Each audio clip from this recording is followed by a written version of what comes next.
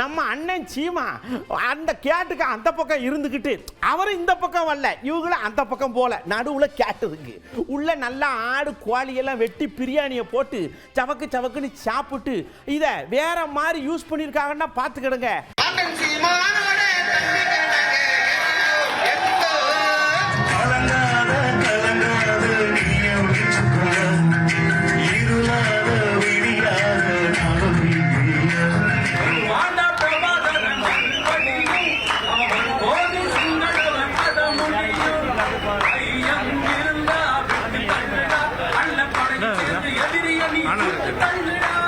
வருவாண்டா பிரபாகரன் மறுபடியும் அவன் வரும்போது சிங்களவன் கதை முடியும்.